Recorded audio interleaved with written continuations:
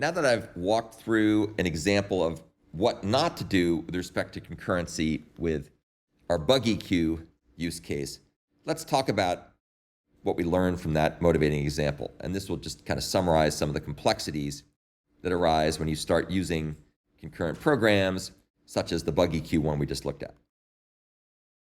So the big question is, what is the output of running this test program that has a producer and consumer thread simultaneously trying to access the BuggyQueue?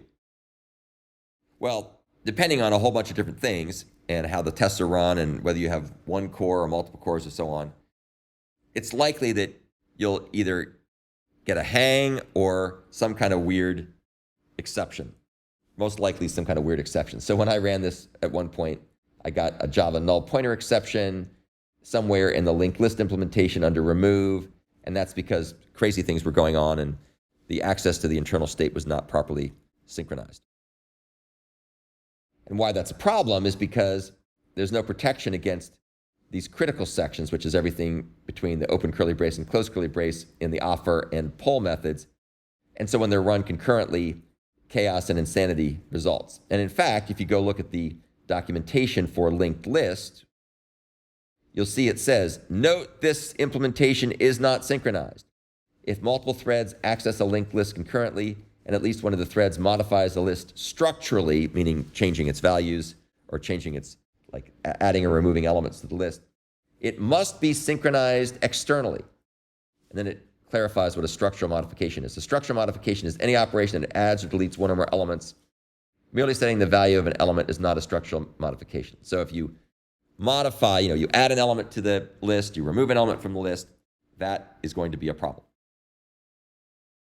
Now, more broadly, concurrent programs have hazards. We've talked about them in general. I'm going to do a little deeper dive here.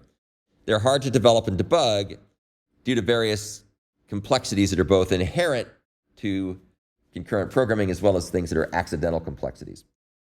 Irrespective of whether they're inherent or accidental, they're annoying and they cause problems and they make you tear your hair out.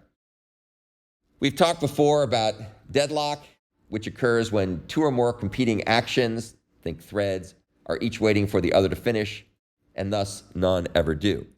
And the example we've looked at before is you got two threads, T1 and T2, and two resources, lock L1 and lock L2, and thread T1 owns lock L1, thread T2 owns lock L2, thread T1 needs lock L2, thread T2 needs lock L1, and now they're stuck in what's known as a deadly embrace because they're not going to make any forward progress because they each stubbornly hold on something and want something else that the other one has. Another problem that you run into is called starvation. And starvation is the situation that occurs when a thread is perpetually denied the resources that it needs to process the work it has been given. And here's a classic example. So we've got some thread that's running. It's running. We've got a bunch of high priority threads that are waiting to run. We've got a low priority thread that is not as important as the high priority threads.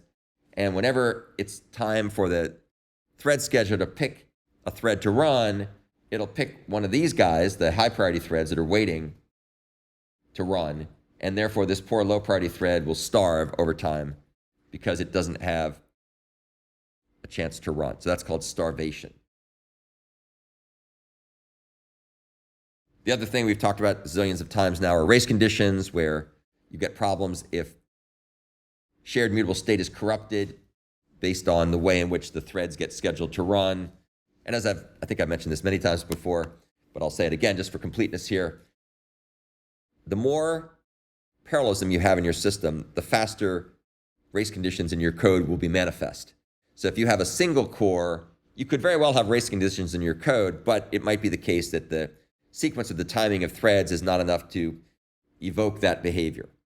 However, if you've got things that are multi-core, you're likely to get race conditions to manifest much more rapidly because things will really be running at the same time, literally, and therefore any unprotected state will be corrupted much more rapidly. Another problem are tool limitations. Challenge here is that the behavior in the debugger that you see doesn't reflect the actual behavior. And that's a very common problem when you're trying to debug concurrent programs with race conditions in particular, because when you put them in a debugger and you step through the code, it changes the order in which things run or the timing of which things run. And this is actually referred to somewhat humorously as a Heisenbug, where the act of observing a system can in fact alter its state. And anybody here who's taken physics probably can appreciate the pun with a Heisenbug. But bottom line is, when you observe something, it changes the way it works, especially with respect to timing.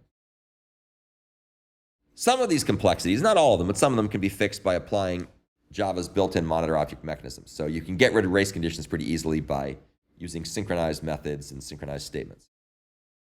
It's also worthwhile familiarizing yourself with techniques for debugging concurrent software. And there's a Dr. Dobbs article from a long time ago, but it's still pretty useful, talking about multi-threaded debugging techniques. You might want to take a look at that. It's also probably not a bad idea to become well-versed in well-established concurrency and synchronization patterns, as well as frameworks and class libraries and so on that embody those patterns. So here are some good places to look for stuff like this. So there's a Wikipedia link on concurrency pattern that might be worth taking a look at. There is a great book written by Doug Lee years ago talking about concurrent programming in Java. This described some of the stuff that ended up going into the Java class libraries in Java 5. And he's got a bunch of patterns that are really worthwhile being familiar with. I have a couple of books that talk about some of these things too. And you might want to take a look here about frameworks to learn more what a framework is. And we'll talk about a lot of this stuff later in the course. Something else that can be instrumental, and hopefully you've been benefiting from this as we've been working together the last 6 weeks or so in this class, is code reviews. These are not infallible, but they help. And that's what I do when I take a look at your solutions you submit for your initial submissions. I go through your code and try as best I can to find common problems. Sometimes I miss stuff, but between my eyeballs and the unit tests, we catch an awful lot of things. Please make sure you run your unit tests, because that'll help catch stuff. And make sure if you have questions, you come and ask questions about that. But code reviews are basically there to try to see through human inspection whether things are amiss. And of course, the more complicated the code, the harder it is to get people to check them manually, but at least it's worth a shot. A more effective approach, although sometimes more complicated in some ways and perhaps more expensive as well, is to use automated analysis tools. So there's a whole bunch of tools that provide so-called static analysis for concurrency, and there's some examples listed here. The unit tests that we do are good examples of static analysis tools. They do both black box and white box testing of your code looking for common defects. They are not foolproof. The unit tests that we provide are somewhat cryptic in the errors that they give you, because it turns out to be remarkably difficult to do this kind of detection with mocking, which is the technique that we're using for our unit tests, but it's certainly better than nothing for sure. Another thing that can be useful, and I highly recommend you do this, is to instrument your code with logging and tracing statements. And you can read about that here in a paper I wrote many, many years ago, which basically will print the values at certain points in the run of a program. And this is extremely useful when you're trying to debug complicated software, especially complicated software you didn't write, because you may not know all the intricacies, and you've got to get some kind of visibility into what the heck is going on. At various points in my career, I've used logging and tracing quite a bit to detect bugs, both concurrent programming bugs and other kind of bugs. So it's certainly worth being aware of. And most modern frameworks, most modern platforms have logging mechanisms that you can turn on to help you in this endeavor. So that's kind of a summary of both the motivating example for Java Monitor Object, as well as kind of a little side detour talking about common concurrency hazards and some things to think about as ways to get around them. And you'll find as you get further into this course and the assignments get more difficult, like assignment 2B is going to be more difficult, that some of these things are going to be very important to try to figure out what's going wrong.